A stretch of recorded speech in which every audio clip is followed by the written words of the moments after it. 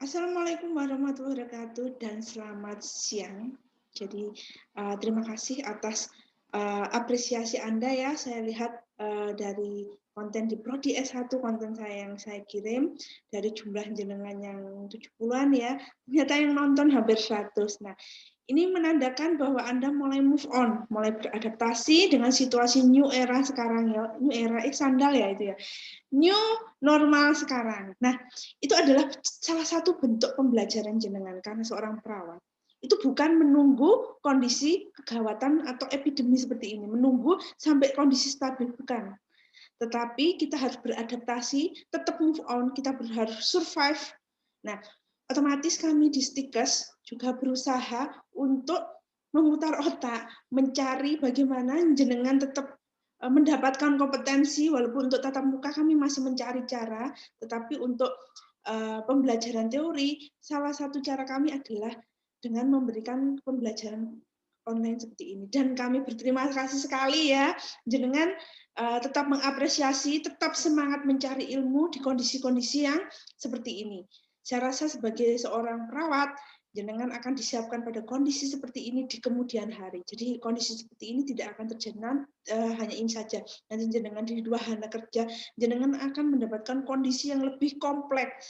Dan dengan kondisi seperti ini paling tidak jenengan belajar untuk beradaptasi. Saya berapresiasi, berterima kasih sekali karena jenengan mulai melihat wajah saya setiap hari ya dengan konten-konten yang sama ya.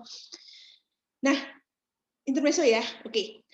Baik, saya lanjutkan. Kalau tadi kita membahas tentang ini adaptasi bayi baru lahir. Nah, ini adalah sesi kedua yaitu pemeriksaan pada bayi baru lahir. Kenapa saya buat 2 sesi? Karena sangat lama sekali ya. Tadi aja sudah 1 jam lebih ya. Sekarang supaya jenengan tidak pingsan gara-gara ini masih melihat wajah saya saja ya. Saya tahu jenengan sehari bisa melihat wajah-wajah dosen bisa 4-5 kali dengan kuota yang kadang-kadang terbatas. Maka dari itu saya berikan saya nggak selalu Zoom. Jadi saya berikan konten YouTube supaya jenengan bisa nonton sesekali, umpama jenengan nonton drakor, streaming di warung, kopi ya dengan wifi. Siapa tahu kangen, kepingin lihat wajah saya. Jadi jenengan nonton konten saya sebentar. Kalau nggak mau ditonton wajah saya, nggak apa-apa, dengarkan saja suara saya. Paling tidak setitik ilmu itu juga bermakna di kemudian hari. Oke, saya lanjutkan. Saya nggak curhat ya ini. Nah, saya lanjutkan, ini untuk materi saya yang kedua ya. Nah, di sini pediatrik ya, pediatrik assessment, di dalamnya juga pemeriksaan pada bayi ya. Seperti saya tekankan tadi ya, bahwa untuk pasien ibu hamil, kehamilan ya sama anak dan bayi, atau antropometri itu adalah hal yang harus dikaji setiap pertemuan. Jadi nggak sekali aja, tapi setiap jenengan pama di posyandu gitu ya. Di posyandu 1 bulan sekali nimbang, dilihat berat badannya, peningkatannya berapa. Kalau ada pengurangan, why, kenapa, itu dilihat. Jadi pada antropometri pada ibu hamil, anak-anak, bayi itu wajib. Bayi malah agak serem ya. Jadi pagi mau jenengan mandikan ditimbang. Nanti sore mau mandikan lagi timbang. Itu adalah idealnya. Oke, saya lanjutkan ya.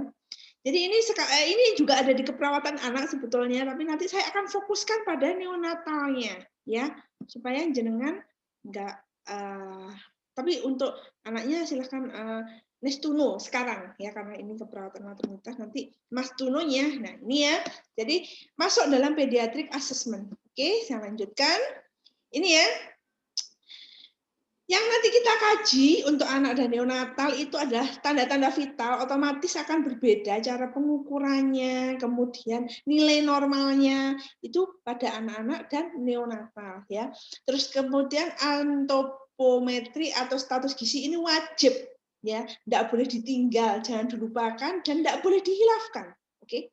Nah, kemudian head to toe. Nah, pada keperawatan anak dan neonatal ini yang akan sedikit saya rubah kemarin penekanan bahwa kita harus di sebelah kanan pasien, kemudian harus urut dari head to toe, bagian kanan dulu, bagian yang terjauh dari kita karena kita ada di sebelah kanan pasien, jadi yang kita periksa bagian terjauh, yang kiri dulu. Khusus pada anak dan bayi, karena kita menggunakan pendekatan atraumatik, jadi bagian yang tidak sakit dulu. Oke, bagian yang tidak sakit dulu baru bagian yang sakit. Umpama dia ada luka, umpama luka di cakar kucing lah, nggak usah jauh-jauh di tangan. Jadi tangan tuh jangan diotek-otek dulu, walaupun dia perlu kita periksa. Mungkin dia periksanya karena tangannya di cakar kucing takut infeksi atau kena rabies mungkin. Ya. Kita periksa terakhir yang karena yang sakitnya yang traumatik dan nggak harus urut tapi harus tercover semua, bisa dipahami khusus pada pasien anak dan neonatal nggak harus urut tapi harus tercover dulu dengan pendekatan traumatik. Jadi jangan, walaupun bayi juga trauma loh, hati-hati 0 sampai 5 tahun tadi dia merekam semuanya. Ya jangan sampai jenengan membuat bayi menjadi calon psycho gara-gara keliru penanganannya atau perawatannya ketika dia 0 sampai 5 tahun karena dia merekam. Oke? Itu ya. Jadi head to toe tetap harus tercover. Cuma kita melakukan pendekatan traumatik, jadi harus taruh terakhir sendiri yang bagian sakit ya. Jadi urut nggak harus urut ya, tapi harus tercover semuanya. Itu yang saya tekankan untuk anak dan neonatal. Oke. Tujuan pengkajiannya menilai status adaptasi kehidupan intrauteri ke dalam kehidupan ekstrauteri. Oke. Terus kemudian mencari adanya kelainan pada bayi. Nah ini ya, bisa saja dia survive ketika dia di dalam kehidupan intrauteri ibunya, tetapi karena dia harus kemampuannya untuk beradaptasi kurang atau dia mengalami kelainan kongenital sehingga dia tidak bisa maksimal ketika dalam tumbuh kembangnya. Ini yang harus kita cari sehingga kita bisa segera mengcover sehingga tidak mengganggu tumbuh kembang selanjutnya. Gitu. Terus kemudian memperoleh data status kesehatan anak. Nah ini harus secara periodik, 0 sampai 5 tahun anak secara periodik, minimal 1 bulan sekali. Nggak boleh lama-lama, tunggu anaknya sakit, no. Harus setiap bulan secara teratur. Itulah pentingnya posyandu. Terima kasih. Kemudian menegakkan diagnosa keperawatan. Jelas ya, pengkajian jelas untuk menegakkan diagnosa. Nah ini konsep umum pengajian pediatrik dan anak ya dilakukan head to toe, harus tercover semua ya, tercover bukan berarti urut, oke? Dapat diubah untuk menyesuaikan dengan kebutuhan perkembangan anak. Ini tadi yang saya tekankan, harap didengarkan, oke? Nah ini ya, ini bagaimana kita memulai komunikasi dengan anak untuk pengkajian. Nah, saya tekankan pada bayi ya, kalau bayi kita nggak usah, adik nama saya Prasita, buang-buang waktu. Jadi pertama yang kita lakukan adalah siapkan alatnya dulu, semua alat-alat siapkan. Kita gendong bayinya, kita kenalan, namanya siapa, walaupun cuma bisa tapi tetap namanya siapa, adik. Kita bangun trust kepercayaan maksud saya kepercayaan. Bagaimana Bu kalau bayi oe gitu? Bayi itu lebih sensitif dari orang dewasa. Orang dewasa bisa dibaperi, bisa dibohongi, ya. Tapi bayi itu bisa merasakan aura yang nggak nyaman dari orang ya. Jadi langsung kita kasihkan sentuhan yang tulus ya. Jangan aduh orang pasien ya. Nah, kalau jenengan sudah berutus itu bayi nggak akan mau disentuh. Jadi berikan sentuhan, semakin sentuhannya tangan jenengan cuci tangan dulu, jangan habis pegang apa-apa atau pegang bayi lain jenengan menyentuh bayi lain, jangan. Jadi satu bayi, satu cuci tangan harus benar-benar bersih, kemudian berikan sentuhan, nyanyi yo, walaupun lagu suara jenengan sudah tidak bisa dimaafkan ya oleh bumi dan langit, tapi berikan ketulusan. Suara kalian tulus, walaupun suara kalian sudah membuat setan istighfar, ya tetap saja berikan suara nyanyi yang jangan aneh-aneh ya, yang bisa didengarkan walaupun hanya suara vokal aja nggak apa-apa, yang penting be honest, jadilah yang manis bukan madu, manis ya. Tuh ya. Terus kemudian jadilah pendengar yang aktif ya, jangan memotong perkataan anak. Oke. Nah, kebetulan kemudian lakukan pemeriksaan fisik pada tempat yang tepat dan aman ya. Pilihlah ruang yang pencahayaan baik, suhunya hangat, dekorasinya menarik, letakkan alat pemeriksaan yang asing di luar daerah periksa, gunakan beberapa mainan termasuk di dalamnya alat-alat yang dingin, stetoskop dan sebagainya macamnya kalau mau ditempelkan ke anak kita genggam dulu. Seperti tadi saya ngajari di maternitas ya. Nah, itu ini ya, kita genggam dulu supaya anget, jadi nempel tubuhnya anak tidak dingin ya. Itu salah satu membentuk kenyamanan pada anak dan bayi ya. Terus kemudian gunakan privasi dan berikan waktu untuk bermain ya. Kudangan, kudangan. Kalau nggak bisa ngutang sekarang belajar ngutang. Oke. Nah, ngutangnya jangan diberi jangan diberi kebohongan ya. Contohnya gini ya.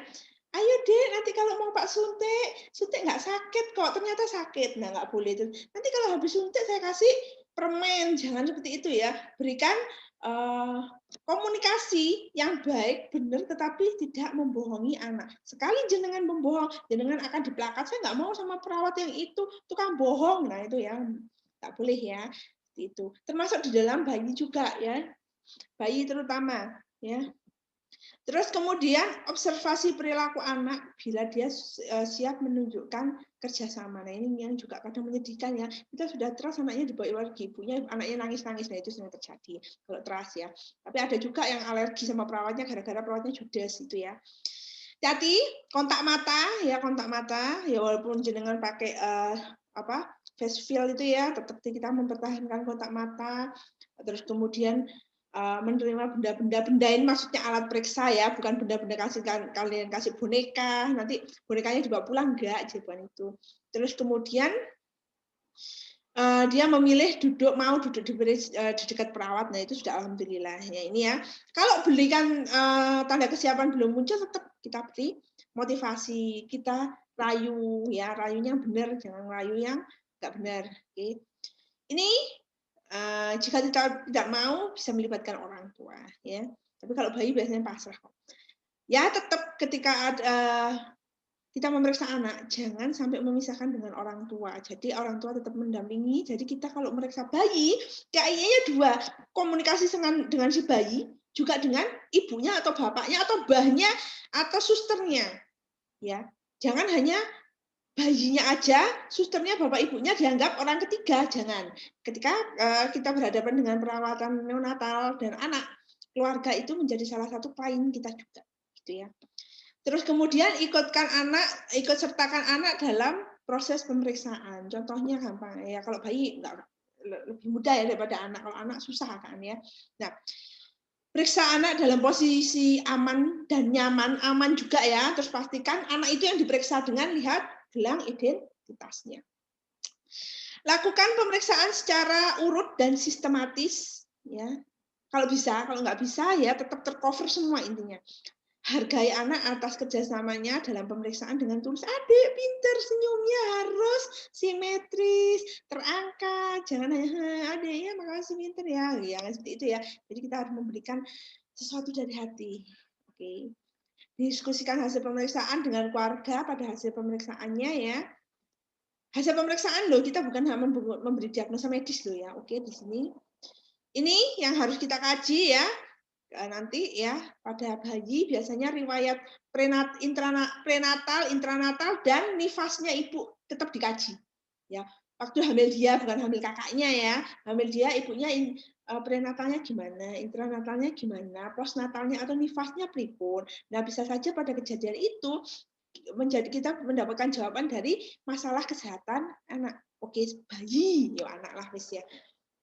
Nah ini ya, terus kemudian masalah ibunya sampai anaknya dibawa atau bayinya dibawa ke rumah sakit itu apa? Apakah karena batuk, demam, diare, dan sesak ya. Terus jangan memberikan kepanikan.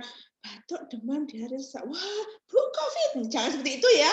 Jadi jangan memberikan kepanikan kepada orang tua. Ingat, orang tua panik, kemudian bayi juga ikut panik. Itu pasti ya. Karena ingat, detak jantung ibu dan anak itu biasanya kalau anak di bawah 1 tahun itu masih terhubung. Jadi kalau anak mendengarkan ibunya panik, detak jantungnya meningkat, anaknya akan cenderung gelisah. Oke. Nah, ini ya, terus kemudian yang perlu dikaji mulai kapan gejalanya itu ada, terus gejalanya kayak opo, lokasinya gimana, waktunya apa, tingkat keparahannya seperti apa, ringankah, sakitnya lebih serius, apa sakit berat, ya. Kalau sakit ringan anaknya masih bisa ketawa-ketawa, orang tuanya nggak bisa ketawa ya, karena bingung ya. Sakit serius biasanya anaknya lebih nangis. Nah, kalau pasif dia akan semakin dia diem, anaknya diem berarti nggak apa-apa, jangan dulu ya dilihat. Jangan-jangan diem terus kalian lihat di sini kok sekali ya dehidrasi berat. Nah, dehidrasi berat itu diem apatis, dia apa-apa digutang meneng, dia apa-apa meneng. Nah, itu malah berbahaya. Hati-hati ya. Faktor yang mempengaruhi penanganannya sudah dilakukan orang tua apa, disembur sowokkah atau seperti apa? Nah, itu harus dikaji ya. Evaluasi terakhir terhadap keluhannya apa? Nah, itu juga harus dikaji. Nah, ini ya, riwayat kelahiran tadi kita sudah bahas prenatalnya, ibunya gimana, ada nggak masalah pada kehamilan trimester 1, 2, 3 itu ditulis. Natalnya gimana, intranatalnya, persalinannya apa, normal atau tidak, ada nggak keluhan atau kejadian traumatis pada saat persalinan bagi bayi dan ibunya, terus postnatalnya gimana, nifasnya seperti apa, asinya seperti apa, itu dibahas di sini. Terus kemudian riwayat penyakit dahulu, termasuk penyakit yang dialami apa, alergi seperti apa, ya, kecelakaan, operasi, hospitalisasi, pengobatan, ada nggak riwayat transfusi. Famili herediter atau genogram ini wajib pada keperawatan anak ya, pengkajian, terutama kalau dia punya penyakit keturunan atau penyakit menular. Ya, ini wajib. Tapi kalau fraktur nggak masalah. Kecuali frakturnya karena adanya keganasan loh ya. Kalau fraktur ditabrak sepeda kan nggak mungkin ditabrak. Oh, bapaknya dulu ditabrak, anaknya juga pasti ditabrak, nggak mungkin. Jadi genogram ini nggak semua digunakan, walaupun wajib untuk anak, tapi gunakan pada penyakit-penyakit kelainan jantung bawaan, kelainan-kelainan kongenital, penyakit menurun, dan penyakit menular. Penyakit menular itu untuk yang tinggal serumah itu ya. Oke, saya lanjutkan. Ini status kesehatan dari bagaimana status kesehatan sehariannya, alergi, imunisasinya harus dikaji wajib, imunisasi wajib dikaji pada anak dan bayi. Terus aktivitasnya, nutrisinya gimana, kapan dia mulai makan MPASI, makan tambahannya apa aja ya, terus gimana istirahat tidurnya. Di sini maksudnya bukan hanya tidur ya, tapi istirahatnya. Terus ini psikososial, family compositionnya ya, di anak keberapa. Terus kemudian relationship orang tuanya, termasuk nanti bisa dilihat ini ya di genogram, dia ada yang meninggal atau enggak, orang tuanya bercerai atau tidak, itu termasuk di dalamnya di sini ya. Terus kemudian self concept, sehat sakitnya, menurut orang tua sehat sakit itu seperti apa? Terus coping mekanismenya seperti apa? Nah, ini yang wajib biasanya menggunakan DDST, motorik, kognitif, language, dan personal sosial. Ini pemeriksaannya khusus menggunakan Denver 2 ya. Jadi ada instrumennya sendiri. Nah, untuk pengkajian fisik, nah ini mohon maaf ya, gambarnya kok ini ya, enggak apa-apa. Ambil hikmahnya dah ya. Terus ini ya persiapan alatnya, ini ya, tadi sudah kita bahas di pertemuan sesi 1. Jadi kapas, steril ya, lap tisu, bantal, baju anak. Kenapa baju anak? Karena biasanya anak itu kemeringat dan sebagainya, supaya nyaman kita ganti bajunya. Handscoon, lubrikan, timbangan, pita ukur, tensi, stetoskop, termometer, oral, digital. Nah, nanti kita akan bahas termometer, sepatu lidah, senter, otoskop, Omtalmoskop ini penggunaannya harus dengan anestesi dari mata, jadi kita jarang sekali kecuali kondisi tertentu ya. Kartu mata untuk melihat ada tidaknya ini buta warna, tetapi pada anak dan orang dewasa beda bentuknya. Refleks hammer, format pengkajian, dan DDST. DDST ada 1, ada 2 yang kita gunakan, ada DDST 2. Oke.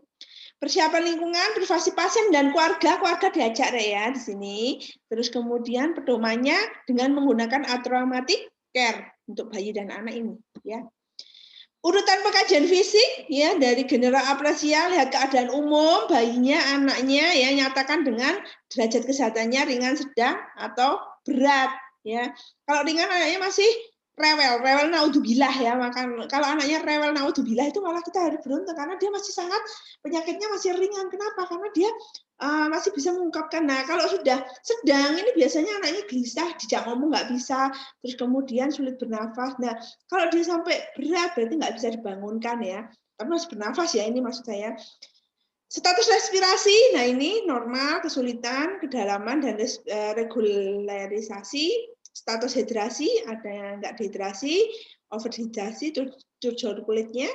Terus kemudian status nutrisi, baik, kurang, dan jelek. Status sirkulasi, baik dan tidak ada. Coba dilihat nanti ya. Nah ini ya, untuk TTV yang pertama temperatur ya. Kalau kita menggunakan temperatur aksila, 5 menit aja cukup. Oral, 7 menit. Oral ini hanya dilakukan pada orang dewasa, anak sama bayi jangan ditelen, rek, pasti ditelen. Walaupun bentuknya dot, ojo, kalau ketelen susah repot ya. Jadi gunakan aksila kalau anaknya masih bisa berkoordinasi. Kalau enggak kita bisa gunakan rektal, atau saya tidak menyarankan yang pakai hand thermometer itu enggak. Hand gun itu enggak, kalau untuk di kita pengajian sebaiknya jangan. Kalau bisa menggunakan yang ini, yang untuk di telinga itu ada khusus membran timpani, termometer membran timpani itu untuk anak dan bayi. Rekomnya adalah rektal dan membran timpani. Aksila kadang-kadang anaknya kalau rektal nggak bisa. Oral tidaklah, sangat tidak disarankan. Kok dilek, hati-hati, ngol termometer kan, yo nggak lucu yo. Kenapa Bu pasiennya kelelekan termometer waktu dikaji perawat? Aduh. Ini ya. Kemudian nadi. Nah, ini khusus pada bayi. Biasanya kita gunakan nadi karotis langsung atau branchialis ya. Branchialis jarang sekali, biasanya karotis, atau langsung heart rate-nya ditempeli stetoskop di dada sebelah kiri. Itu untuk nadinya pada pasien neonatal. Karotis leher, branchialis yang di sini loh. Ini di sini ya, bukan di sini ya, di sini. Sama ditempelkan stetoskop langsung ke dada sebelah kiri. Itu ya untuk pasien neonatal. Saya lanjutkan lagi ya. Kualitasnya bisa diperiksa di situ, dibaca ya. Nah, ini ya yang saya katakan tadi sedikit berbeda adalah antara heart rate orang dewasa dengan anak. Ya, mohon diperhatikan pada anak baru lahir neonatal sampai di bawah 1 tahun itu 110/160 itu normal. Kurang dari itu bradikardi, lebih dari itu takikardi. Jadi kalau umpama anak di bawah 1 tahun gitu jenengan, oh normal Bu 80, ngawur. Itu sudah keadaan yang emergensi karena normalnya adalah 110/160. Nah, ini bisa dilihat 1-2 tahun. Nah, baru dia akan menyerupai dewasa, orang dewasa ketika dia di usia di atas 5 tahun. Nah, itu mulai hampir sama dengan orang dewasa 80, 60. Nah, itu semakin dewasa semakin menurun karena metabolismenya tidak secepat pada usia neo. Respirasi, ya. Respirasi, kalau kita kesulitan mendelingi pasien dan pasiennya nanti takut karena dikira kita mau menghipnotis, kita bisa meletakkan tangan kita di dada. Diletakkan, udah ditekan ya, diletakkan itu selama 1 menit, hitung naik turunnya. Ya. Amati tanda sianosis sentral dan perifer. Sianosis sentral itu biasanya di batuknya, keningnya itu agak kebiruan. Matanya kebiruan. Ujung-ujung ini, ujung hidung ini loh ya, ujung mata ini ya, ujung ini biasanya akan ada sedikit kebiruan itu, sama dadanya itu ada kebiruan, itu yang menandakan sianosis sentral. Kalau sianosisnya perifer, kebiruannya itu biasanya pada ujung kaki tangan toh, ujung-ujung ini, ujung sudut-sudut bibir, sudut hidung, sudut mata, dada enggak, itu yang perifer, beda dengan sentral. Oke? Terus kemudian perhatikan iramanya, reguler atau irreguler. Pola nafas, kita mengenal dyspnea, tachypnea, hypernipnea, bradypnea, apnea, single Kussmaul, dan Biot. Ya. Nah ini ya, ini respirasi pada usia anak. Ya, kalau anak di sini ya, ini ya respirasi rate di bawah 1 tahun itu tinggi 30-40. Tadi saya bilang 50, ada juga kalau nafas cepat ada sumber yang mengatakan seperti itu. Semakin dia di atas 5 tahun, semakin dia menyerupai dewasa. Ya, jadi kalau mama anak umur 1 tahun, di bawah 1 tahun nafasnya 30, ini sesebu, tidak, padahal tidak ada tanda-tanda sianosis, tidak ada restriksi otot bantu pernafasan, berarti dia normal. Kecuali kalau dia nafasnya 30 atau bahkan lebih atau kurang ya, tapi dia ada tanda-tanda sianosis sentral maupun perifer, terus ada retraksi otot bantu pernafasan sama otot aksesoris. Nah, itu apalagi kalau ada cuping hidung. Nah, itu patut kita waspadai adanya gangguan pernafasan pada bayi. Nah, ini adalah abnormal air sound pada bayi ya, dari gasping, hoarse speech, stridor, gurgling, swishing, ini abnormal position, swifting position, trepiding, refusing of lie down. Nah, ini biasanya nanti Anda temukan pada pasien-pasien dengan kelainan jantung bawaan. Nanti akan dikaji di keperawatan anak. Ya. Mohon maaf. Terus kemudian tekanan darah. Nah, ini ya bisa diperiksa, jadi nggak ada standarnya, tapi ada rumusnya ya, karena tekanan darah berbeda ya. Tapi kalau biasanya bayi cuma sampai tensi aja, kecuali bayinya dengan kelainan jantung bawaan itu biasanya akan diusahakan mengukur tekanan darah, itu pun ada tekniknya. Ini ya. Kemudian ini tekanan darah normal ya, sistolik, dan ini sistoliknya sendiri ya. Ini yang sistolik ya. Diastolnya nggak ada ya. Diastolnya bisa pakai rumus ini ya. Kalau sistolnya ini rentangnya, diastolnya bisa menggunakan rumus ini. Nah, artopometri, ini ada status gizi pasien. Nah, ini wajib sekali dikaji pada pasien bayi. Berat badan, ya, ini caranya ya. Pampers dilepas ya. Ini ya. Tinggi badan atau panjang badan kalau bayi ya. Lingkar lengan atas, ya, menggunakan Medline ya. Lingkar kepala, nah ini memeriksanya gimana Bu? Bagian yang paling menonjol di depan ditarik, di bagian paling menonjol di belakang ditarik Medline-nya, gitu ya. Jadi yang paling menonjol di depan, karena tonjolan-tonjolan kan beda. Ya ada yang nggak seberapa menonjol depannya, belakangnya ada menonjol semuanya. Nah, yang kita ukur adalah bagian paling menonjol. Jadi nggak harus lurus gini ya, nggak harus lurus gini, nggak. Jadi bagian paling menonjol di depan dilingkarkan, dicari bagian paling menonjol di kepala belakang itu di mana. Nah, itu dilingkarkan. Ya, ini ada standarnya. Silahkan dilihat ini ya. Ini sedikit berbeda dengan standar WHO untuk stunting. Ini yang biasa. Nanti untuk stunting beda lagi. Tetapi kalau kita bisa menemukan di sini dia ternyata terutama tinggi badannya tidak kurang dari normal, ya. Terus kita patut curigai adanya stunting. Ya. Tapi ada sendiri untuk instrumen untuk menghitung stunting ada, ya. Kulit ini ya diinspeksi ya. Ya. Inspeksi warna kulitnya, pigmennya, terus kemudian dipalpasi ya. Turgornya. Nah, kalau dulu kita memeriksa turgor mungkin jenengan ada yang salah kaprah, jiwiti pasien ini. Paripurna saawak dijiwiti. Mengukur tekanan turgor yang baik itu adalah di kulit perut. Caranya kulit perut ya diangkat seperti ini. Ditunggu kembalinya berapa detik ya.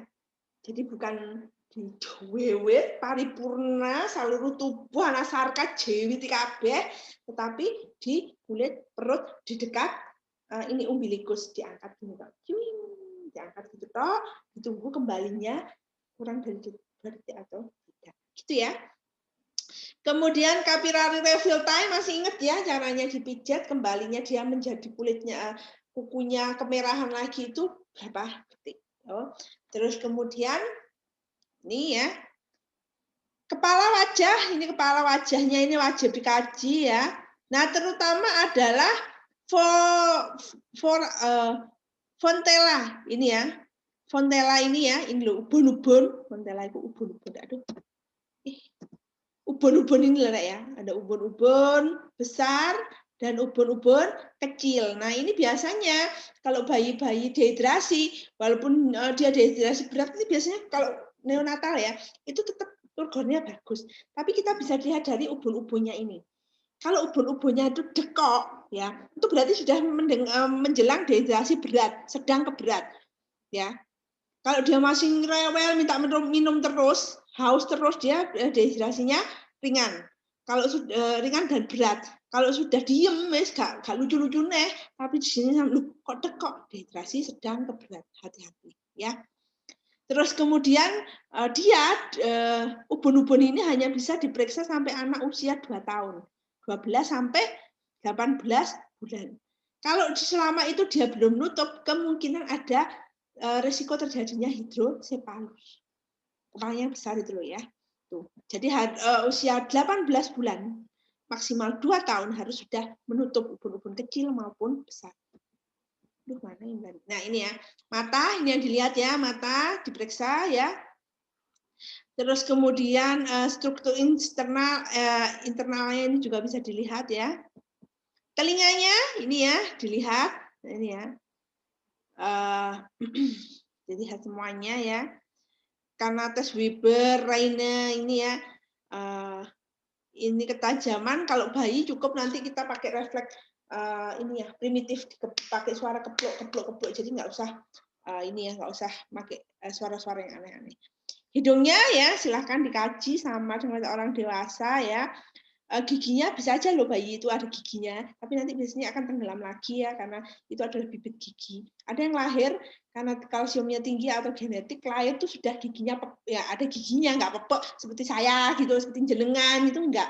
Tapi kalau kelihatan ringkih-ringkih itu sudah ada. Tetapi nanti akan semakin dewasa dia akan di bawah berapa bulan gitu, 5 bulan akan balik nutup lagi, tenggelam itu kan bibit gigi. Tenggelam terus nanti akan 5 bulan 6 bulan mulai tumbuh lagi. Gitu. Kemudian ini ya tenggorokan, lidah ya dilihat, leher ya, leher ini ya pemeriksaannya seperti ini ya Allah lucunya anaknya orang ya. Dada ini ya dikaji ya. Kemudian jantungnya ini pemeriksaannya ya, pemeriksaan jantungnya ini nanti kalau pada bayi kita nggak bisa menghitung nadinya di karotis maupun di branchialis, silahkan jenengan tempel stetoskop langsung ke jantungnya pasien ya, ke dada sebelah kiri maksudnya. Ya. Ini agak sedikit berbeda letak ictus cordisnya ya, kalau pada dewasa sama bayi berbeda.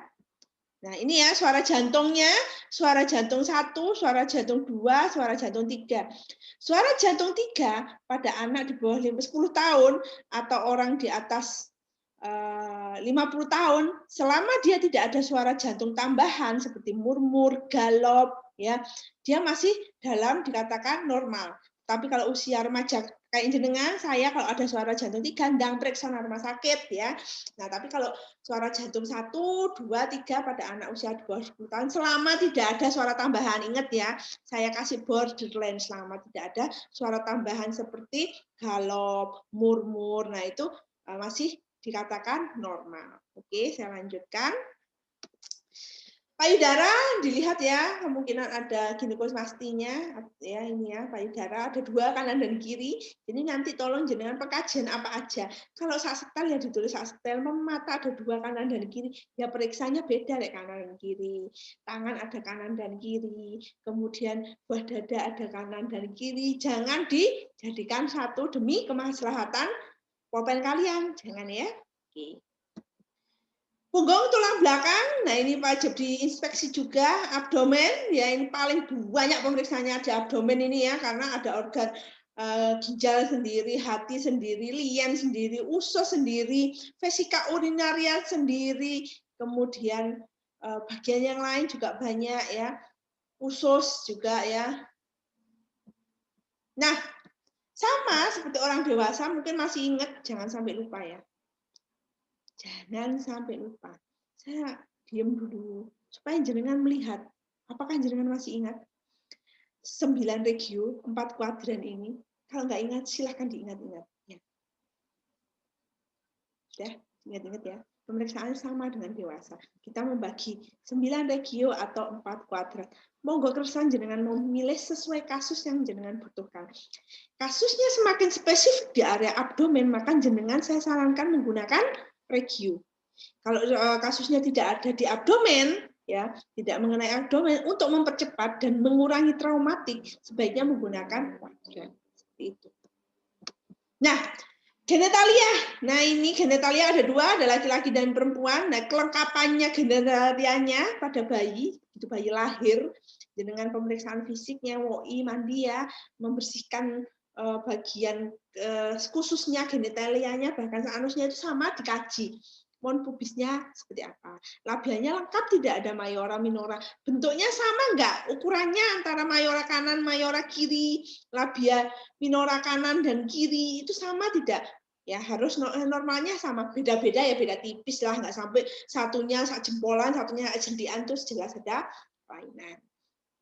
Himen kemarin sudah kita bahas di maternitas ya, ada macam-macam jenis himen ya. Nah, itu ya.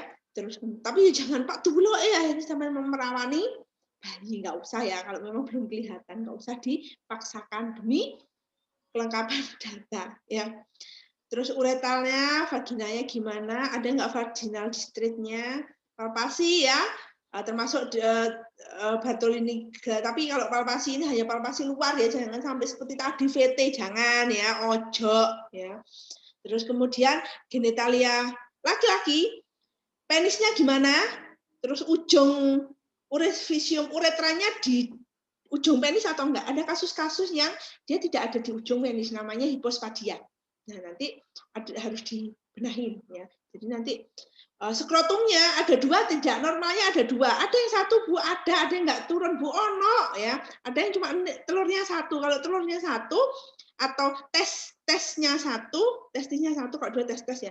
Nah, itu segera nanti biasanya akan ada pembenahan ketika dia sama kitan, jadi diturunkan satu. Nah, skrotumnya. Ya, skrotum normalnya harus satu setel. Kelebihan juga nggak bagus ya. Terus kemudian penisnya termasuk orificium uretranya ada di mana, testisnya ada dua, ya, skrotumnya seperti apa, ingualia kanalnya, ya. Ini perianal, kalau anus laki-laki dan perempuan sama, tidak ada perbedaan bentuk ya. Nah ini ya, jadi biasanya kita lakukan colok dubur.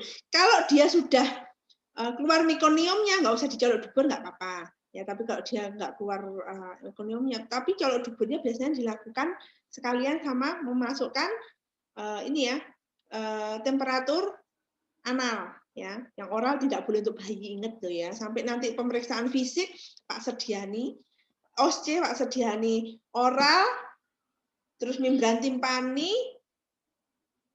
ya ada beberapa jenengan milih oral untuk bayi langsung di hair, lah keleken bayi ini ya. Muskuloskeletal, nah ini lebih banyak ke kekuatan ototnya ya. Limfatik ya. Nah, ini ya kita sudah membahas tentang Apgar score. Jangan melihat gambar bayi di sini ya. Di sini ada Apgar score ya. Nah, ini ya. Apa sih Apgar score? Nah, ini. Apgar score dihitung dengan menjumlah nilai skor dari heart rate, respiration, musculotone, refleks iritabilitas sampai skin color. Nah, kalau 0 itu dilihat ya, kalau nggak ada heart rate 0. Nah, ini gimana Bu? Nanti dijumlah ya. Jadi dari 5 poin ini Apgar ini di jumlah Apgar itu apa sih? Appearance ya, appearance ya. Terus kemudian ada singkatannya ini ya. Nah, ini skornya dihitung. Jadi umpama dia nadinya lebih dari 100 ya, berarti skornya 2. Ditambah respirasinya kok weak on irregular, berarti 1. Nah, semua itu dijumlah ya.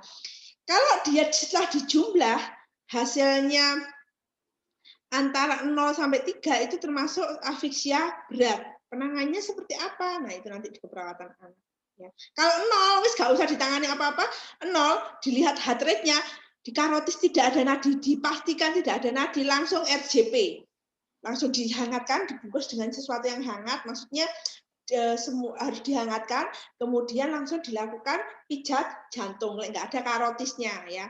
Kalau dia masih ada, tetapi 0 sampai 3 dia afisia berat. Jadi dibersihkan dulu lendirnya, ya. Membersihkannya kalau dia nggak mekonium cukup diusap, langsung dikasih oksigen. Ya. Terus kemudian kalau umpama 0 sampai 3 tadi ya, afiksia berat. Terus 4-6 itu asfiksia sedang, cukup dengan menghangatkan saja, menambah fraksi oksigen, biasanya keadaan bayi akan pulih. Ya, kalau umpama 7-10 itu adalah bayi normal. Tetap kita harus menjaga supaya tidak terjadi hipotermi dan asfiksia. Oke, seperti itu ya. Nah, ini namanya the Boyd score. Jadi ini biasanya kalau umpama kita melihat bayi itu sudah matur atau enggak. Dia lahir terus kita nggak tahu ini usia kehamilan kelahirannya berapa ya. Beratnya kok 2.500. Ini benar bayinya sudah matur atau kelainan pertumbuhan. Bisa ya kalau bayinya matur terus kemudian beratnya di bawah 200 karena 2.500 karena gangguan pertumbuhan. Nah, itu harus kita kondisikan ke perawat tumbuh kembang. Nah, tapi kalau ini biasanya matur, nah ini caranya seperti ini ya. Ini pediatricoma scales ya, beda sedikit dengan gastrocoma scales. Ini pediatricoma scales sama, cuma ini lebih disesuaikan dengan anak, karena anak nggak semuanya mau mereken komunikasi kita. Ini ya. Ini pediatricoma scale, ini pemeriksaan neurologis. Nah, ini ya. Nah, ini adalah refleks pada bayi. Refleks pada neonatal. Refleks ini namanya refleks primitif refleks. Jadi refleks yang wajar ketika ada di dalam intrauteri ibu. Dan dia harusnya hilang sesuai tumbuh kembang bayi. Ya, kalau dia nggak hilang dalam waktu 3 bulan, berarti harus ada pemeriksaan lanjutan screening apakah ada masalah pada otak bayi. Ya. Ini adalah refleksnya, ini paling sering keluar pada saat ujian saya ya, cara memeriksanya sama nilai sama evaluasi normalnya, tolong diperhatikan, tolong dibaca dari refleks berkedip ya, cara memeriksanya ya. Sorotkan cahaya ke mata bayi, nyorotnya jangan pakai penlet ya. Terus merangkak ini bukan bayinya suruh merangkak kayak masih bayi lahir, itu enggak. Biasanya kita sanggah dia akan gerakan seperti merangkak, koyok merangkak. Tapi bukan merangkak murni ya, seperti merangkak, menari. Ketika bayi agak kita berdirikan, dia akan seperti menari, melangkah. Ya, ekstruksi. Nah ini ya biasanya dipakai senang mahasiswa untuk mainan ya. Sentuh kanan lidahnya keluar, sentuh kiri lidahnya keluar. Jangan sering-sering ya. Tangan jenengan kan belum tentu tangan yang bersih. Dengan dia keluar lidah, dia kan berisiko terkena penyakit-penyakit dari luar. Nah, tapi ini wajarnya dia harus ada ya. Moro, nah ini ya. Biasanya kalau orang Jawa bilangnya digebiak. Jadi bayi ditaruh tempat tidur yang datar dan aman, kemudian diberikan kejutan pada kanan dan kirinya. Normalnya dia akan langsung terkejut. Nah, itu berarti refleksnya bagus. Neck rating, ini bayinya biasanya kita tarik suara kicik, dia akan mengikuti suaranya ya. Palmer's grab ini juga biasanya dipakai, seneng pakai mahasiswa, tangannya kecil, terus habis itu ditaruh tangannya orang dewasa, digenggam, terus ya. Habis itu bikin foto caption masa depan kita beb, biasanya gitu ya mahasiswa. Yang saya sering dari statusnya, embo bayinya sopo, waktu praktek digendong, tangannya diginiin, tangannya kasih caption masa depan kita beb. Nah itu ya. Ini ya, terus habis itu reflect routing ya, ini bayinya digores pakai tangan ya, jangan pakai pisau ya, apalagi spidol digambari gambar kucing, bulunya nggak usah ya, cukup di pipinya gini, biasanya dia akan menoleh ke bagian yang kita gores, itu normal. Kaget ya, ini tepuk tangan yang keras ya, dari atas biasanya ya, beda dengan gebiak ya, beda dengan yang moro tadi ya, ini dari atas ya. Nah, beda juga kalau tadi dia semuanya dibuka ya, kalau ini tangannya tetap rapat, dia akan kaget tapi tangannya tetap dirapati. Menghisap, nah ini ya, ini biasanya juga senengannya mahasiswa, dia taruh sini supaya dia nyari sono. Nah ini ingat tangan kita belum tentu bersih ya. Terus kemudian tonic neck ini ya diputar, mutar jangan kepalanya diputar gitu ya, agak digeser badannya dia akan mengikuti gitu cara pemeriksaan. Nah ini kalau sudah agak dewasa 1 tahun bisa kita lakukan ya pemeriksaan biceps, triceps, patellar, Achilles. Nah ini sama dengan pemeriksaan orang dewasa ya. Nah ini adalah refleks kalau terjadinya refleks meningeal sign. Nah, ini yang bahaya pada anak yang beresiko sekali terjadi gangguan pada meningel, infeksi pada meningealnya ya. Nah, ini pemeriksaannya ya, ada curling, Brudzinski, bukan Babinski ya, Brudzinski. Ya. Nah, ini ada kedok, open name. Nah, ini ya pemeriksaannya. Oke. Oke, terima kasih. Sampai sini untuk pemeriksaan pada bayi sudah selesai. Terima kasih atas perhatiannya. Nanti kita di pertemuan selanjutnya, silakan saya akan memberikan waktu untuk saya akan review ulang PPT-nya tadi ya, PPT-nya saja saya review ulang. Kemudian akan saya buka sesi tanya jawab. Jadi Zoominar itu khusus untuk lab, karena jenengan tahu saya agak sensi dengan copyright ya. Dari kalau saya ngambil video dari YouTube, kalau saya menjadikan YouTube ulang pembelajaran, saya harus menuliskan copyright. Itu pun kadang-kadang ada yang tidak terima, akhirnya minta dihapus dan sebagainya, supaya tidak terjadi hal itu. Jadi ketika saya membahas tentang video seperti itu ya, langsung saya zoomkan. Tapi sebelumnya biasanya saya kasih ininya, linknya jenengan supaya jenengan bisa nonton. Oke. Nah, terima kasih atas perhatiannya, kerjasamanya, tetap semangat. Saya tahu jenengan lelah ya.